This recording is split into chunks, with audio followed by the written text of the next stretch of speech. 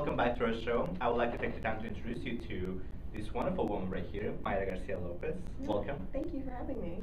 Myra is an influential women's rights activist and author of the new book, One Footprint at a Time. So tell me, Myra, what is this book about? Well, Carlos, this is a memoir about my life. It's really just about the process of me growing up, specific events that happened to me as a child, as a teenager, and going through college. These are lessons that I've learned and incidents that really stayed true to my heart and molded me into the person that I am today. Do you mind sharing some of those significant events with us today? I grew up in East LA. My parents were immigrants. We lived in a very poor community, predominantly Latinos and African Americans. Our school system was not so great. I was surrounded by educators who were really not supportive of our situations. I mean, how can 13, 14-year-olds believe in themselves if their own teachers won't? Right. I still remember this one incident was when I was in the 9th grade, and my counselor told me. Come on in. Hi, Mr. B. Hey, how's it going? What can I help you with today? I wanted to talk about classes that I'm taking right now. Yeah, I got your request for an appointment. What can I help you with?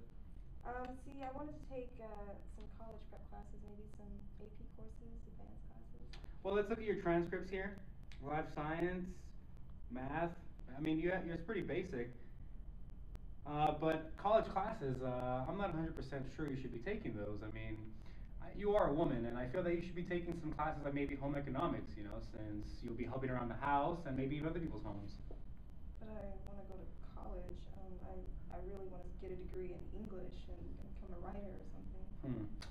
College is really tough, and let me tell you, take my advice.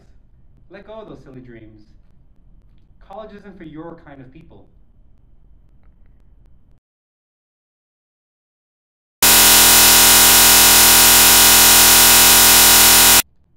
That's absurd. I bet if your counselor is watching this right now, he'd feel pretty dumb right now. Oh, I hope he's watching.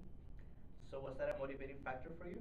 Yeah, that another very distinct moment in my life when I came to a realization of my race and my socioeconomic background. I mean, I always knew I was Latina, and I always knew we were poor. But we were surrounded by people who were just the same, so it was never an issue. Right. So when I was a sophomore in high school, I was eligible for a government program that bused students to schools outside of their districts, basically richer and fancier schools. You know, the kind with labs, equipped gyms, and computers for all. I was a head cheerleader when I was a senior, and I remember specifically one time.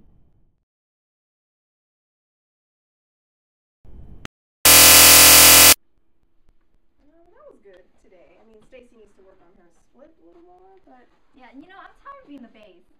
I need to be at the top, because I think I can do a lot better than her. yeah, well, we can always practice at my house. Yeah, You want to do today? yeah, We can sure, try that'd be today. good. Yeah. Hey, Mom. Hi, sweetie. This is my friend Myra. Hi. That's my mom. She's from, she's a head cheerleader at my school. Oh, okay. That's great. Can I come over her place so we can practice cheerleading? Why don't we talk about it over here, sweetie? Okay. I'll be right back. Oh, okay. So where does she live?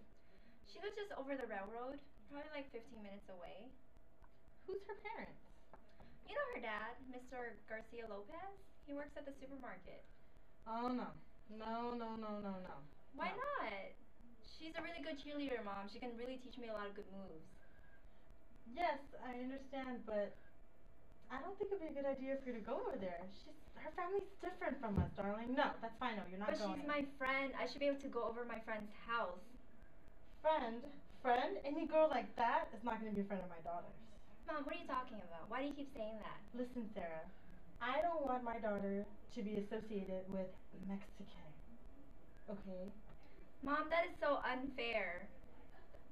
She shouldn't even be on the team. I don't even know why they let her on the team. This is an outrage. My beautiful daughter should be on the captain of the team. Whatever.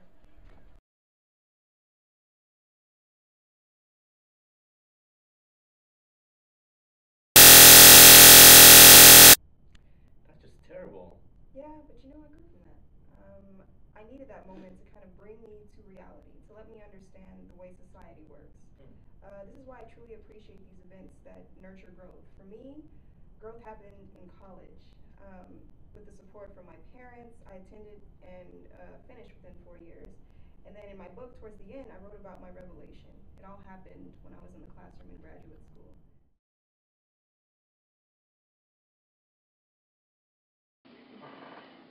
Well, when I was in grad school, that first semester I had a class on learning theory, and we had to think about how young men and women behave differently in the classroom, and how young women are more likely to not get called on because when a question is asked, young men are more likely to raise their hands first because the young women are more likely to be not thoughtful, but think before they speak, so they have a few seconds more delay more often than not.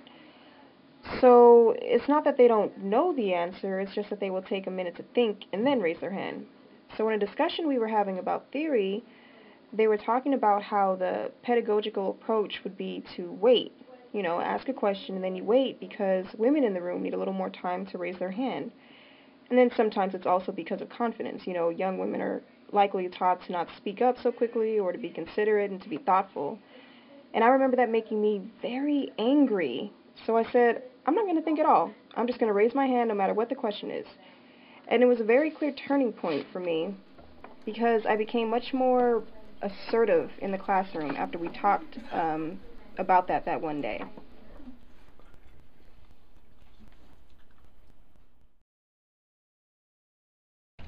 That's great. Your story is very inspirational to young children and adults. Yes, I hope that I can share a piece of my past with the readers so young girls can be inspired and hopefully learn that race and gender and status cannot and absolutely should not faze them. Success is already in their palms, and they just have to muster up the courage to grasp it. That's great advice. And we're out of time, so thank you so much, Mayra, again, and we wish you the best of luck with your new book. Thank you, Carlos. Thank you for having me.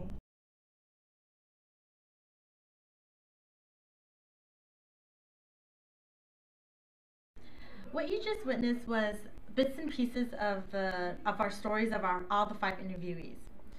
Some of the themes we found throughout the interviewees of all 5 participants were three overall themes. The first one was that their parental influence played a major role in their education and their development. So some of the parental influence would be the parents' socioeconomic status, whether they went to college or not, certain things like that. And then the second overall theme was that they all attended college. All of our participants did attend college, but they were supported by their parents, but not funded. Their education was not funded by their parents. And then the third overall theme we found was that a lot of our participants felt that they did most of their growth while they're in college. Upon entering college and when they're leaving, that's where they felt most of their development had occurred. So thank you very much, and we hope you enjoyed it, and thank you for watching.